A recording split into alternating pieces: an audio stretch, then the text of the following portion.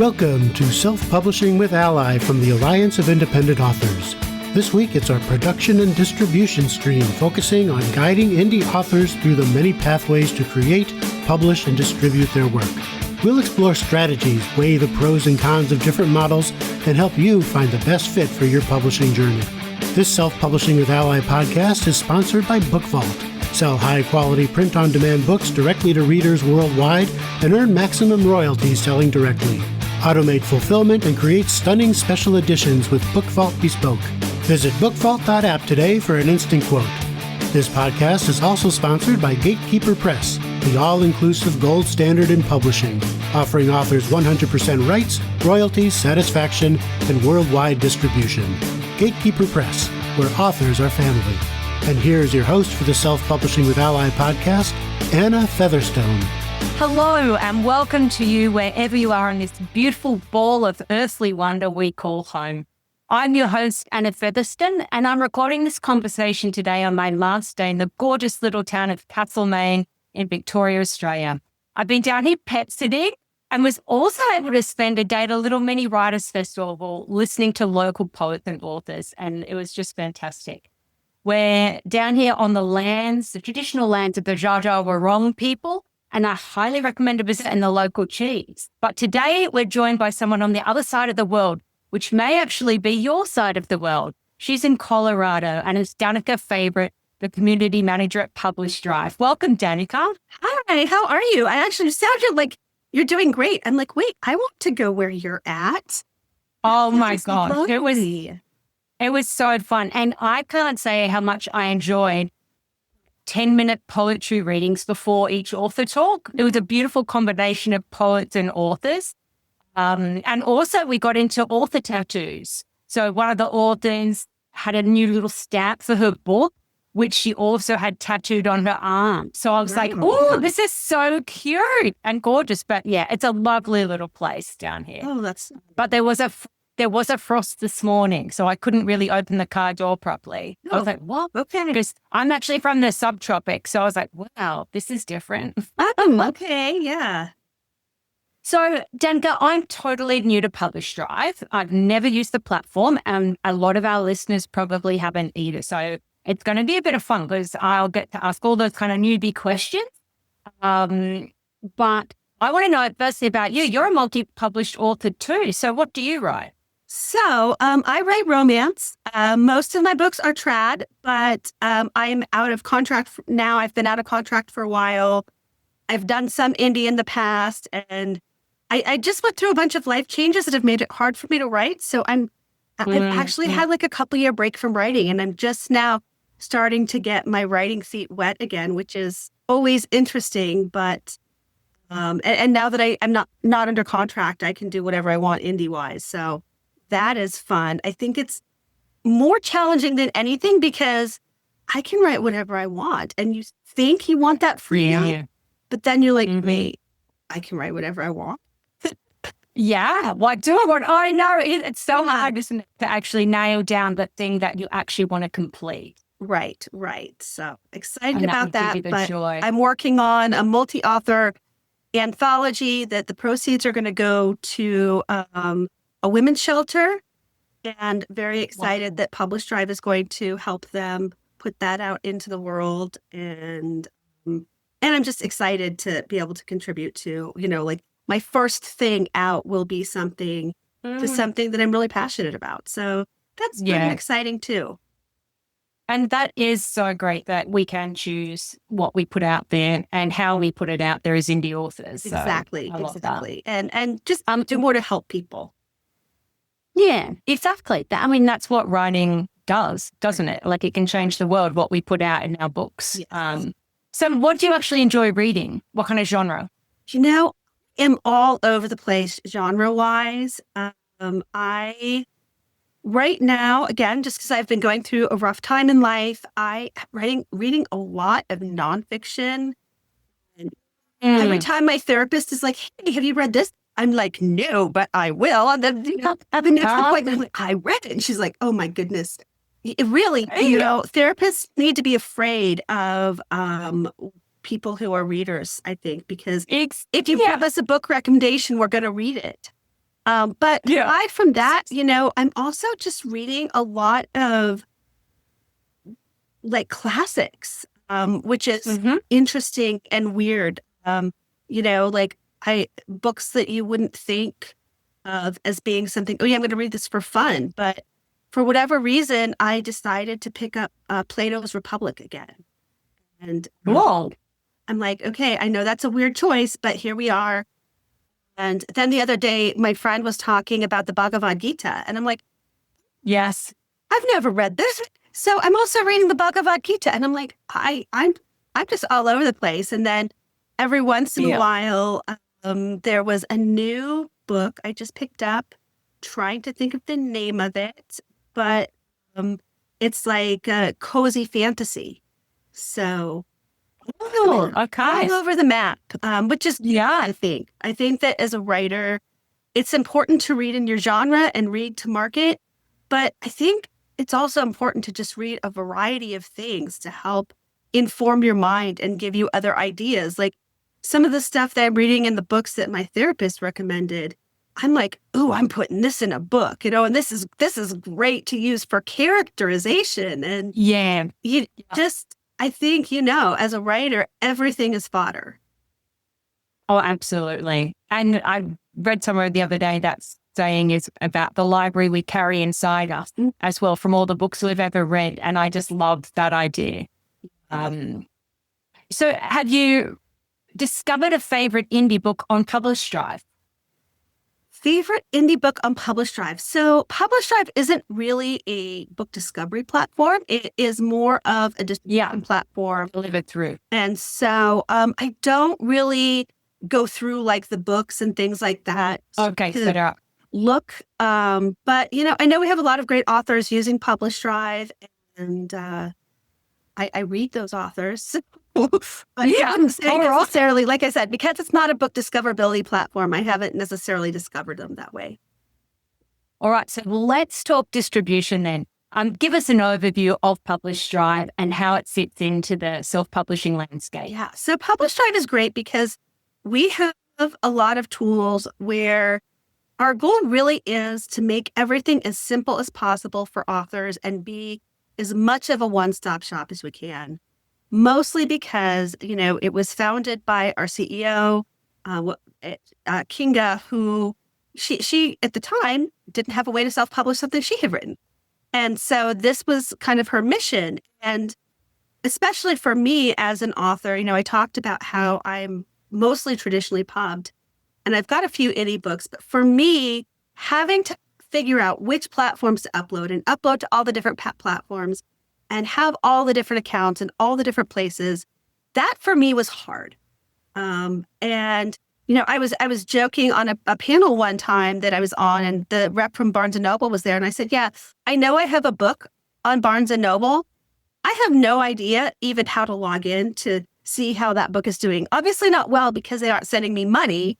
She's like, yeah, just we'll help you. But that's the kind of person I am, is I get overwhelmed by all the different logins and tools and everything. And so what PublishDrive does, which is what I love about PublishDrive, is you upload it to PublishDrive and then send it out everywhere else. And so you can do Amazon, Barnes & Noble, Apple, Kobo, Google Play, and then a bunch of smaller stores you can't get to otherwise. And so it's one login and one platform. And so rather than having to log into a bunch of places to see what books you have where and how your books are doing, you've just got that single place. And if you want to go direct to a store, let's just pretend, like I do have all my Amazon stuff and that account is fine. But let's just pretend you want to keep your Amazon stuff separate, or whatever other bookstores you've got separate. Great. We have like a little drop-down list. You just turn each store off or on. So if you're like, nope, I want to keep my Amazon separate, boom, turn off Amazon. Or turn off Apple, or whichever stores you want to handle yourself. And you can go back and forth and do this. Like perhaps you have books in KU and then you decide to take it wide for a while. Okay, great. Once it's out of KU, upload it to the stores. You're like, no, I want to put it back in KU. Turn off all the stores. As soon as they go back down, you can go back on KU. And are you talking only ebook distribution? So that is the other cool thing is we do ebook, audiobook, and print on demand. So we have all of those formats available. And what's really great is all the different audiobook options that we have. And we have library distribution and other places where people are like, yeah, I'd like to get my book in there. How do I do that? And we can help you with that. So it's really cool to be able to get to all these different markets in so many different formats. So what makes PublishDrive then different to other distribution platforms that are out there?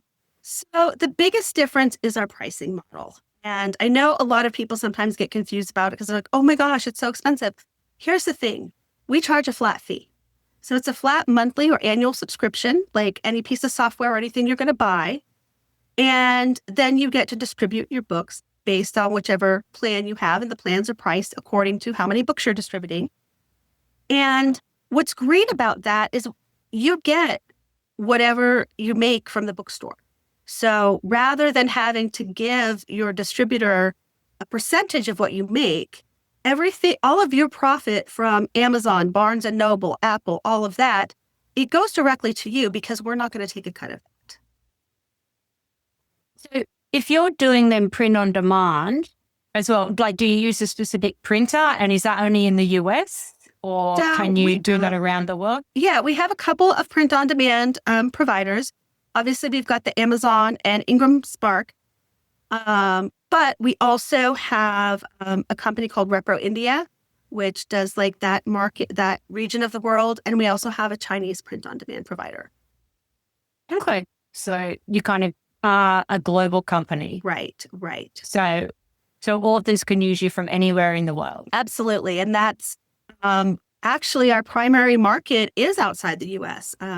A lot of our bookstores and people where we distribute bookstore are outside the US, and a lot of our customers come from outside the US because we do work with people from other countries that I know sometimes have a harder time getting their books published in a worldwide level, and we're able to help them. You talk about maximum distribution. What is that? Like, why does that matter to indie authors, and how do you do it? So I think it matters to indie authors because, I was talking to somebody in a webinar a week or so ago where they were just mad because their books can't, they don't see their books in Barnes and Noble, for example. And I was like, okay, I used to work for a traditional publisher. So I used to work for one of the big five. And we would have meetings where we would talk about this because those tables, when you walk into a Barnes and Noble, publishers pay for those. Like they pay to get their books on those tables. Whatever different placements they have, almost all of those are paid placements. Now, some of them occasionally are not. So there is that chance of getting that non-paid placement. But we as indies don't have that advantage. We don't have a whole group of us willing to that comes together and says, hey, you give us this really good deal. Now, the great thing about ALLi, which is why I love ALLi and what ALLi does, is that we do as indies group together and band together and say, hey, we're going to do this for indies, advanced indies. So I do want to give ALLi props for that because I think you guys do an excellent, excellent job. But in terms of getting the books out there as indies, we just don't have all those same options. Like I can't go into a bookstore and say, hey, take my book. But what I can do, well, you can, but it's you get different responses. It is, yeah, on the bookstore. It is, yeah. and that's the thing is, and I have done that, by the way. I have gone to some of our bookstores in Denver, and they carried my books and all of that stuff. But like on a global scale and getting that wide distribution, we just can't do that. Like as an indie author, not get everywhere. We're not going to get very far. We're not going to be able to, it's going to be that hit and miss approach to where our books are going to be carried. And how, more importantly, people can buy our books. And so what PublishDrive does is we have as many distribution channels as we can find and get for our customers which is it's weird because, like the authors obviously are customers, but we're trying to get their books to their customers.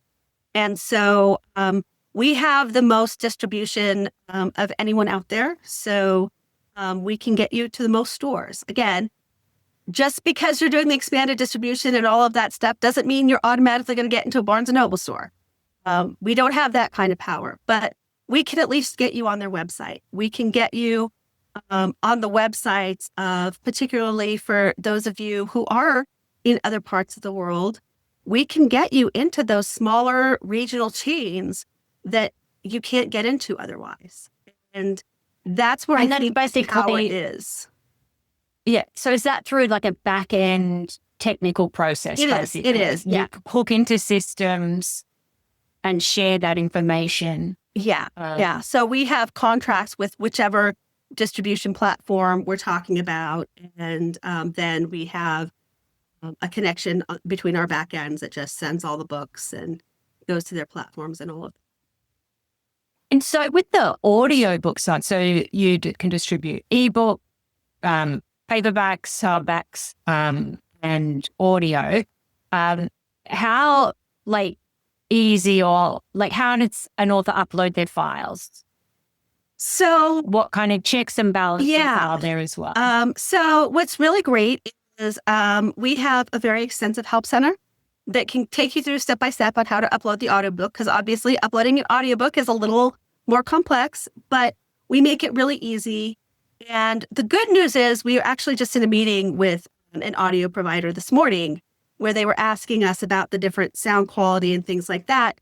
And most of the time, there are exceptions, but most of the time, we can do those adjustments on the back end for you to get you the different things for the stores, because every store has a different requirement of the sound quality and the specifications that they want and everything. And so once you upload it to our system, most of the time, we're going to be able to make those tweaks on the back end to that sound quality that the bookstore needs. Again, sometimes it doesn't work, but most of the time we can get you there because we know there's a bunch of different bookstores out there with different requirements. And so whatever their audio requirements are, because we want to keep our relationship with them, we really make sure we can hit what their standards are. It makes me wonder, authors using your platform, are most of them first one book authors? Or are they authors with a couple of books or many? So that's a great question. And it really varies because one of the things we do have is on PublishDrive, because we want people to try us out, see how they like it. Your first ebook is going to be free. And so we do have a lot of people who take us up on that free plan to just try it and see, and then later they can upgrade to the higher plans and do more formats or more books or whatever. And so it is a broad spectrum of authors. In my opinion, the best experience is going to be for authors who have a lot of books and have those catalogs to manage. Because again, if you've got one book, it's super easy to manage a bunch of platforms, or so I'm told. I don't want to do all the managing. But once you get... And when you say for a newbie author, managing platforms means when you directly upload your book to, say, Amazon, and then to Kobo, and then to a library book supplier. Exactly. So you've got a lot of different dashboards to manage. You get a lot of different emails. You have to track lots of things. You need to keep updating if you're out of America, your tax forms, different things like that. Yeah, and even just something as simple as updating your description, your metadata, all of that. Well, you have to do it on all of those platforms, which again, to me, just sounds exhausting. And so being able to do it in one place is really great. So again, for someone with one book, maybe that's not a problem. But in my opinion, get yourself set up for success and start doing all of that stuff early. And that way, when you have 10, 15, 20, 25 books, even more than that, and you're trying to manage that whole catalog, then you're doing it from one place instead of many. And so that to me is yes, I think an author at any stage can get a benefit from that, because to me, that is just such a huge benefit. But what I will also say is for people who are saying, well, yeah, but I don't know that I want to spend that fee. Great. On our website, we do have a free calculator where you can put in what your book is making and whether or not having someone take a percentage or paying the monthly fee is going to be better for you. It doesn't calculate, though, the time for managing your catalog. And that's the thing I always like to think about, because my time is worth something. And sometimes it is just easier to pay someone to take care of that. That's really interesting. Let's talk about the updating metadata, because like the more books you add to your catalog, you might want to change your author bio more regularly, or like your author bio from 5 years ago with that book might not now be relevant with the new book as well. So can you explain a little bit about metadata and about how you manage that through the PublishDrive system? Okay. So the first thing I'll say is just specifically to, like, if you're updating like your author bio or something like that, like, again, you're doing it one time on our platform for everything. So that's pretty cool. But for the metadata specifically, I really love one of the tools we have, which is going to be separate from our subscription. So whether or not you're a PublishDrive customer for distribution, you can use our metadata tool. We have an AI publishing assistant. And what you're going to do is you're going to upload the book. It's going to help you pick out the best metadata for your book, book description, BISAC codes, keywords, all of the metadata stuff that you want to update and keep updated, because trends change. And so what was working on Amazon 6 months ago isn't working on Amazon right now. And I use the tool on one of my older indie books that I do have control over. And it was really interesting to me because the book wasn't doing well. I just kind of have let it languish because I'm not actively doing anything with that right now. And based on what our metadata generator suggestions gave us, I went ahead, updated it, and it was amazing to see how many more sales I got. So always a good idea to look at your metadata and update it. And what's nice is our tool, what it does is it looks at your current your book, your manuscript, and then it compares to what's working on Amazon. So it has that ability to say, okay, this is what's selling on Amazon. These are the keywords working on Amazon. These are the titles working on Amazon. This is the kind of thing people reading this genre are looking for on Amazon. And then it looks at what's actually in your book and pulls that out. Because I don't know about you, maybe you're great at this, but I'm terrible at writing my own book description, because I'm like, oh, but there's this thing I really like in the book. But that's what's interesting to me as the author. It may not be what's interesting to my readers or what readers are searching for. And so by using this tool, what it's actually doing is saying, okay, readers are searching for this topic. You have this topic in your book. You may not think that's important, but that's what readers are searching for. So use this keyword, use this in your description, which I think is really powerful. The thing that I want to share, especially because I just said it's an AI tool, I know some people are afraid of stuff like that. Yeah, we have a very strict policy on this that we do not use any of your data, any of your information to train AI. Your books are not used in AI data training at all. The only thing, yes, the AI is going to look at your book. It's going to compare it to stuff on Amazon, but then that data, we don't use it for anything else. It's just used for your book. And that's really important to us, and very important for us to let authors know that we take their data privacy very seriously. Yeah, because that's something that everyone would, be wondering, like, well, when you have my file, is it going to end up on a pirate site or used by AI or all those things? Yeah. So with the metadata, if people are updating it on your site, do they still then need to update like Nielsen and Bowker? Yes. And keep everything the same? Yeah, you should do that just as a best practice, just to keep it all the same. But I know that not everyone does that, and that's okay too. But the best perfect practice would, yes, be updating those things as well. Yeah. Okay.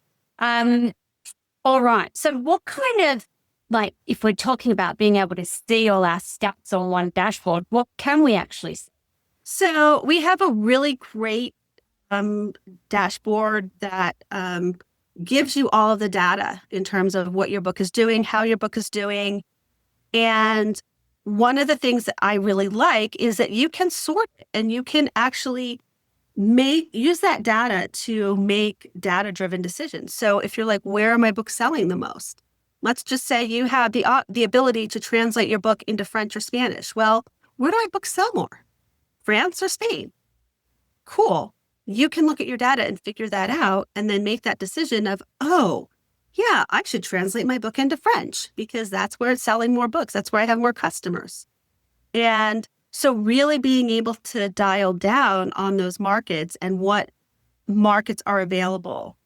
The one thing I do want to say about the data updates, because we do get people all the time who are like, wait, because real-time sales data actually doesn't exist. But we give you as close to that as possible. So if I were to say, okay, go buy my book right now, you're going to go buy my book right now, and it's not going to show up in my dashboard. Because the store has to do all of their processing and all of that information and then send us that information. But as soon as that store sends us that information, it's going to show up there. And so it's really important to remember that just because the sales haven't shown up in the dashboard yet doesn't mean they're not going to. It's just a matter of the store hasn't reported that sale yet. And every store has their own timing, which is so frustrating that there's not an industry standard for this. Yeah. And what does that range from? It can range from that same day, or there's one store and I forgot the name of it. But it can take up to 30 days. And so I'm like, okay. And it's a smaller niche store. So it isn't like we're talking Amazon or Barnes and Noble or anything like that. But it can still be really frustrating because, months later, it's like, oh yeah, we have this sale. And people are like, wait, what? I thought, it's like, yeah, they just finally reported the sale to us. And so. And so they report the sale and then you report the sale. Mm-hmm. Then how long till authors actually receive their money? So that is something that, again, it depends on the store for how often the store itself pays us. And each store has their own policies. But if you look within our help center, it's going to give you a pretty good detailed explanation of what your payout's going to look like and what minimum thresholds you want to be paid on and all of that kind of thing so that you have, again, as much control as we can give you over that whole process. You've got that control over how and when you're going to get paid. Okay. So can you walk us through the typical process? So I've written my book. I've got the ebook file and the print file ready to go, not audio yet. So I come across the site. What happens? What do I do? So what you're going to do is you're going to log into your account. And if you don't have one, you just create an account and you select which distribution plan you would like. And again, it just depends on how many books you have, what options you want with your plan. You're going to upload your book. You're going to select which stores you want it to go to. You'll upload, the file cover, your description, all of the information that you need to give about your book. You're going to hit the upload button. You're going to upload it, and it's going to be sent to just our quality control department to make sure everything is okay with the files. And once that review is done, if there's a problem, we're going to come to you and say, hey, there's a problem with your book. Here's the problem. This is what needs to be fixed. If there's not a problem, we're going to send it directly on to the stores. And then how long does that process take for the book to end up in those stores? It depends on the store again. I know that's really frustrating to hear. It's really frustrating to hear, but every store then, once they receive the book from us, they're going to do their own quality check. We do it in advance of getting their quality check. Again, we want to protect that relationship to make sure that we're sending them the best quality books we can in terms of what the files are like and all of that stuff. So it matches what their file requirements are. And And most of the time, it's going to be within a day or so. And let's say like me, I've got 5 books out there. I have, an audio book, like ebooks, paperbacks. And I decide, okay, it's all getting a bit much because I'm going to launch some more books. So I'm going to, try out PublishDrive.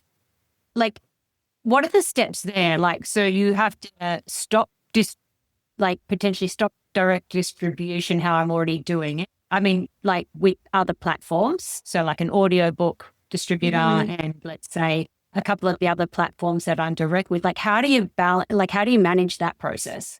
So as an author, like what comes first? Yeah. So what comes first is go ahead, sign up for your account and start doing that process, because it's going to take you a few days to get everything uploaded and ready.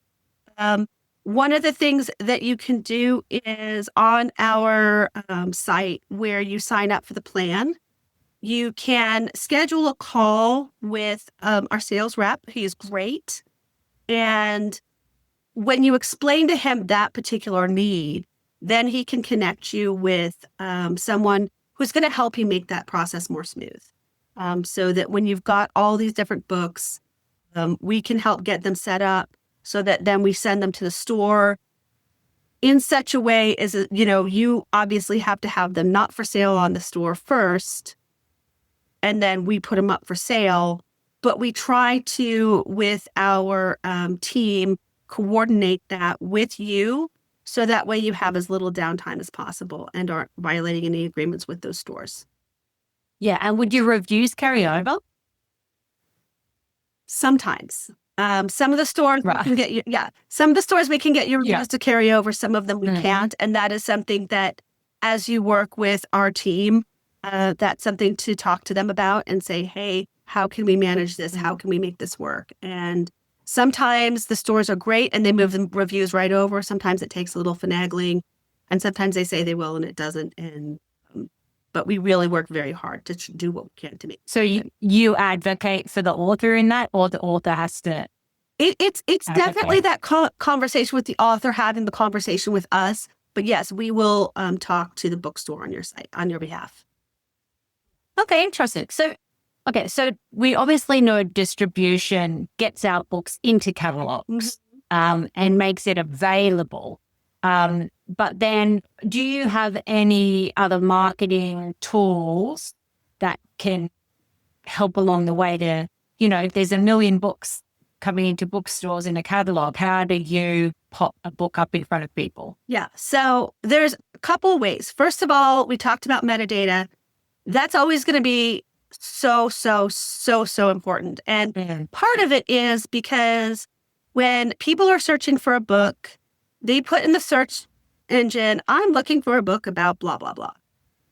And so the blah, blah, blah part is what gets compared to what's in your metadata to come up on your search results. So that's always one of the most important things you can do.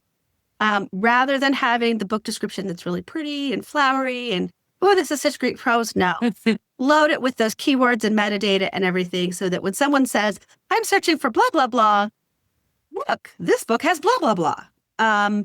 So that's number one, and that's why we came up with the metadata tool. Number two is for those people who do have the books on Amazon, we do have an Amazon ads tool that can help you run your Amazon ads through our platform, which again makes that just more convenient and much easier. But then the third thing is we have our in-store promotions and featuring, which I really love because let's just pretend Apple comes to us and says, we're having a Christmas in July sale. What books do you have that are appropriate for Christmas in July? So we reach out to the authors and we say, hey, here are the sales going on right now.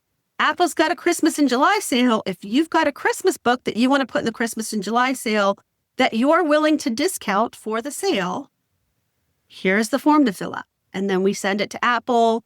Apple says, okay, we're going to go with these books. And then boom, you're getting featured on the front page of Apple as part of their Christmas in July sale, or you're getting in that newsletter as that sale. We also have a deal with Written Word Media so that some of their book promos that they do, you can either get free or reduced cost access to them, which is really great because maybe you're like, wow, I've heard of written word media. I want to try those promotions, but this one that I really am interested in is kind of expensive. Is it going to be worth the money? Am I going to get any sales from it? Well, why not try them out through PublishDrive at a free or reduced cost, depending on which, I mean, we don't have access to all of them, but the ones that we do, why not give it a try? And that I think is really valuable for authors to have those opportunities that they can be featured in whatever store has approached us with a sale that they're having or an opportunity that they're having. We really want to get those in the hands of our customers and authors. Okay. So for an author who's kind of just starting out, what would be your top piece of advice for leveraging PublishDrive? So my top piece of advice would be obviously make sure you're getting into the platform and using it and being familiar with those things. Definitely take advantage of the metadata generator tool, the AI publishing assistant. We give you enough free, that one is credit-based, so it's not part of your subscription, but it's credit-based. So we give you 60 free credits to start, which is enough to do one book. So anyone, right now, anyone listening, they can go on to our publishing assistant and try it for free. And then after that, you buy top-up credit, and it's about $5 a book to help optimize that metadata and all of that information. And so, in my opinion, that's your best sales tool right there. Have a good cover, have your good book description, all of those things. As part of that publishing assistant, we can help you with AI covers. But again, I know not everyone wants to do an AI cover. So if that's not your thing, but maybe you want to get some cover concepts to send to your cover designer. And so that's all in there. But in my opinion, your best sales tool is going to be that book cover, that book description, because that's the first thing the reader is going to see, and that's what they're going to make the decision on. And I personally have had a lot of bad experiences where I'm like, oh, this book description sounds really great. And I'll buy the book and I'll read the book. I'm like, wait, that was totally not what I was expecting. And, and I think they do that with movies all the time too. I'm very angry about this to the point where I will not watch a movie until I have actually read the spoilers on the movie and know exactly how it's going to end, because I've been betrayed so many times. And I'm sorry. I understand. Yeah. Actually, I've been a lot of trad published books lately. The back cover does not equal what's inside. I'm like, what is going on, people? Right. And to me, that's such a betrayal to your readers. Like as a reader, as a consumer, I feel really betrayed by that. And so when I'm picking up a book, I really want to know what it's about. And so finding that and having that good description, because number one, that's what's attracting your reader. But number two, as I mentioned before, that is what all of those search engine tools are doing, is they're searching for those keywords. They're searching for that information about the book that the readers are searching for. And so when they pop that information into the search engine, that is what's going to come up. And so you really want to make sure you're nailing that so that you've got the best copy for the back cover of the book. And so many of us, we're great authors. We can tell a good story, but I'm sorry, most of us aren't copywriters. Yeah, true. It's just two totally different skill sets, and there's nothing wrong with that. And so I think for a beginning author, that really is my best advice, is even if you don't want to use our tool or anything like that, just really make sure that you are dialed in on that back cover copy and that book description and that book cover. And I was just telling someone, they do those kind of stuff your Kindle kind of days where authors are on this big list of books and you download them. And I love those. I love because it gives you the idea of like what's out there, what people are doing. And I will tell you, I would say that at least half of them had covers that were so terrible, I wasn't willing to even give it a try. I was just like, Wow. this is like, what is this? And I'm just like, okay, this doesn't look like the genre that I'm reading. You know, like this doesn't give me the same feeling of what I expect from this kind of book. And that's so important to understand. And I've made this mistake too with covers where I'm like, oh, but it's such a pretty cover. Okay, I think it's pretty. But I also love Impressionist art. I can't put that on a book cover unless I was doing a book about Impressionist art. And so my personal opinion and my personal taste of what looks good on a cover, what should go in my book description, that has to go out the window. And instead, what do my readers expect?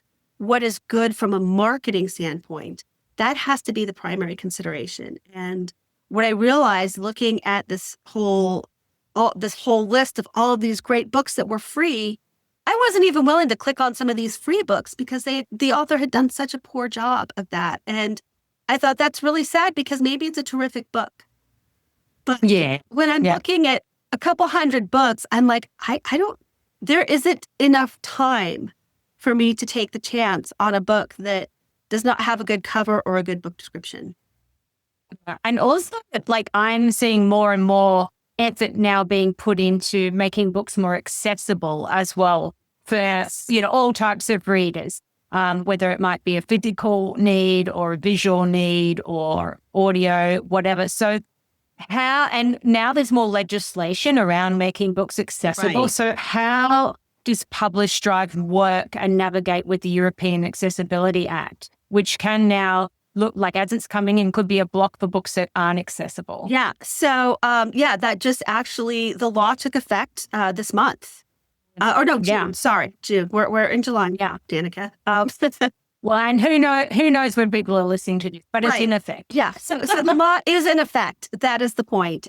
And that's something that a lot of people don't realize how important it is, because even if you're like, well, I'm not in the EU, it doesn't matter. If you're distributing to the EU, your books have to be compliant with the Accessibility Act. So what PublishDrive did is we took a look at that and said, okay, how do we help our authors meet those accessibility requirements? And so what we did is we have a tool that runs on the back end that automatically does that for you.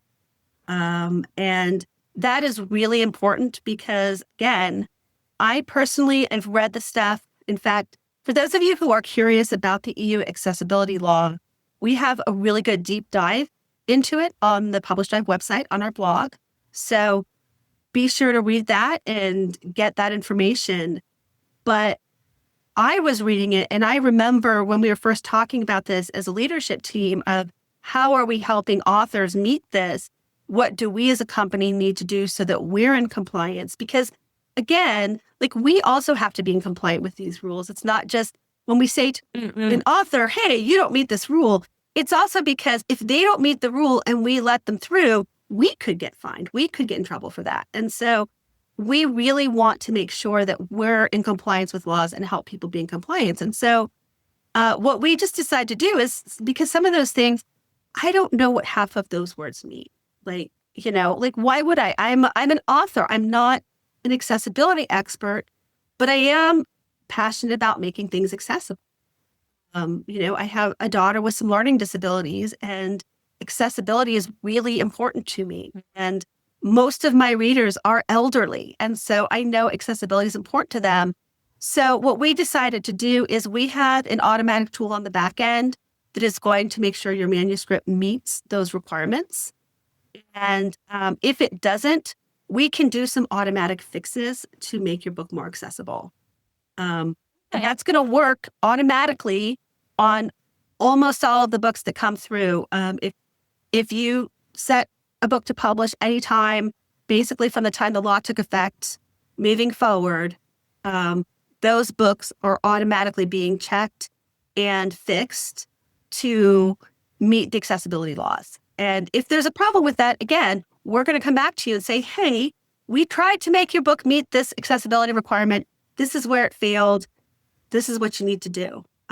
because again, we really want, number one, accessibility is important to us, but number two, we want to be compliant with the laws. So very, very important to us. And so like accessibility, another thing that has been, wonderful for quite some time, but even more now, more authors are collaborating together on books. Mm-hmm.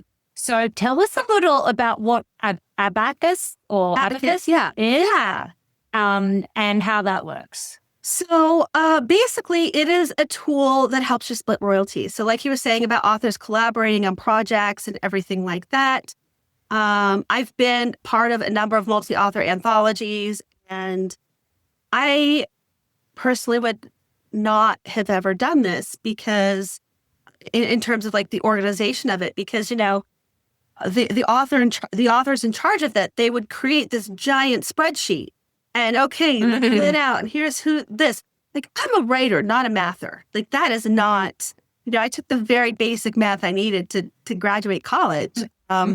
Because I don't enjoy that sort of thing, and I'm not very good at it. So what you do with Abacus is you get from your sales reports, you say, okay, this person gets this percentage, this person gets this percentage, boom, royalty split. Here's what everyone gets. Here's how it works. If you aren't using us for distribution, we have a number of customers who use Abacus that don't use us for distribution.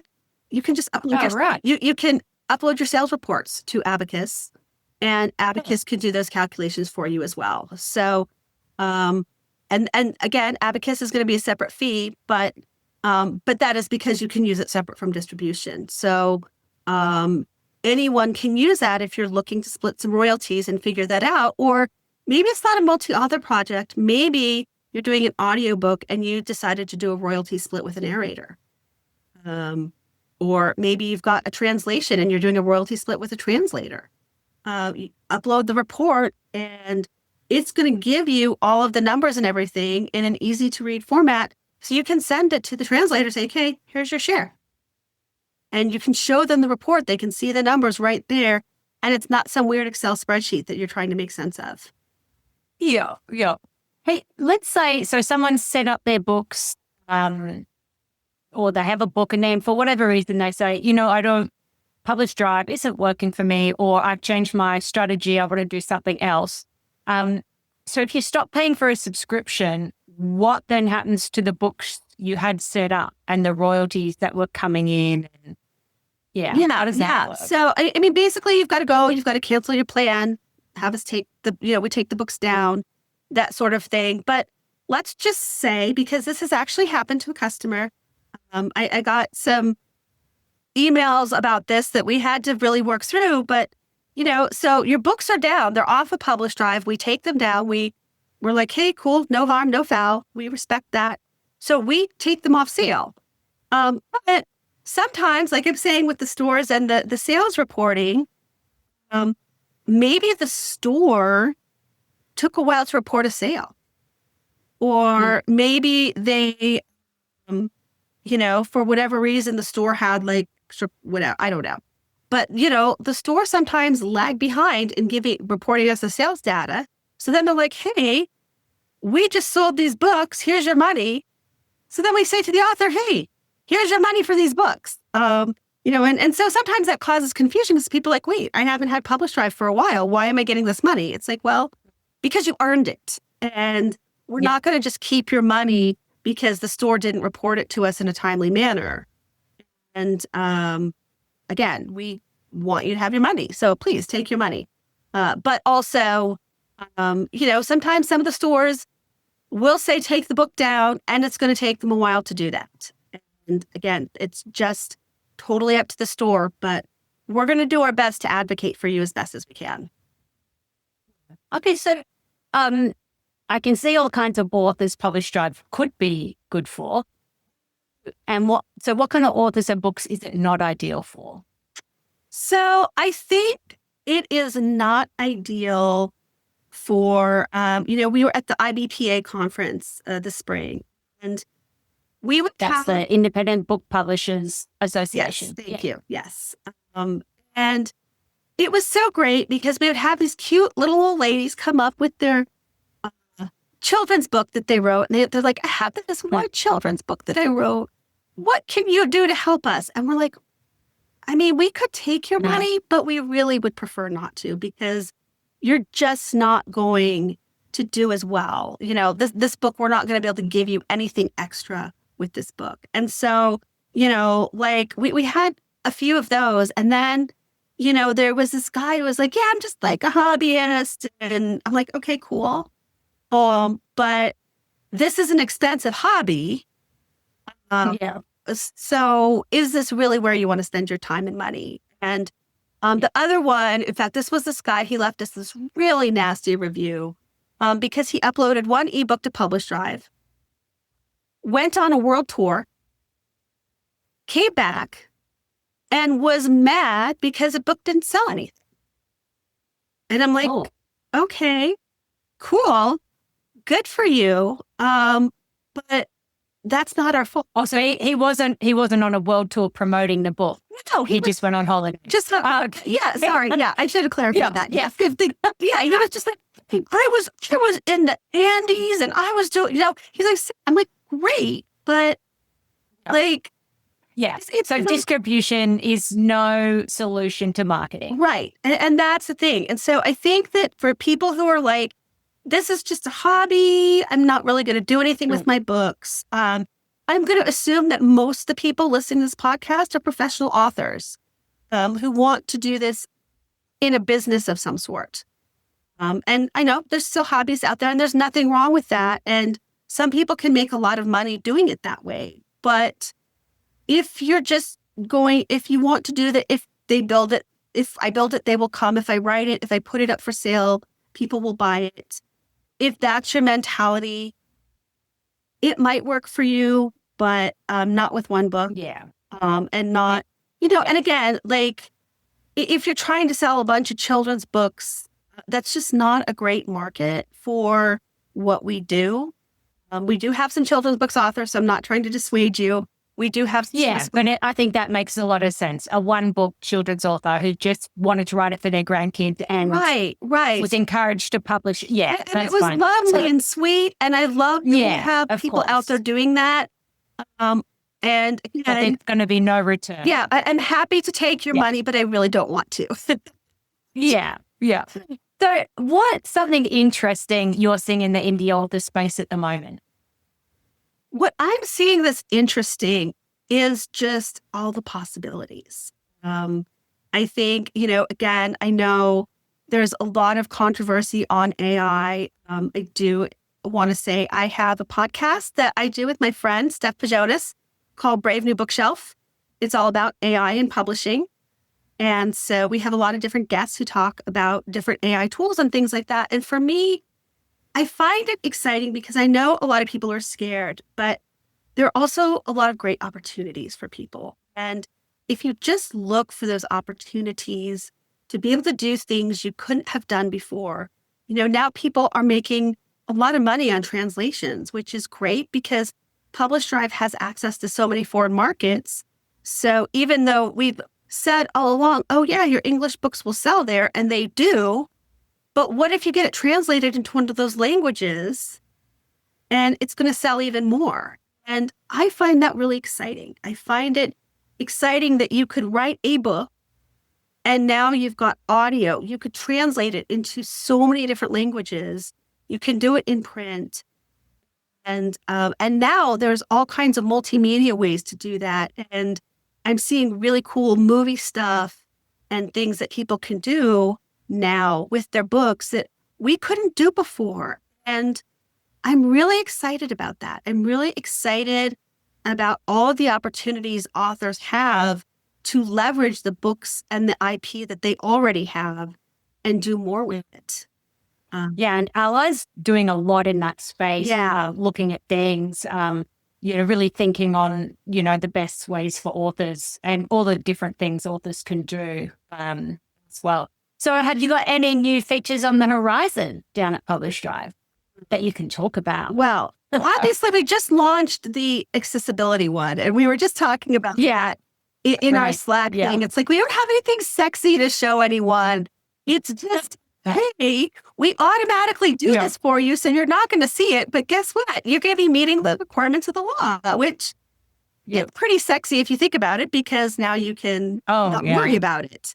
But we have some really cool things on the horizon.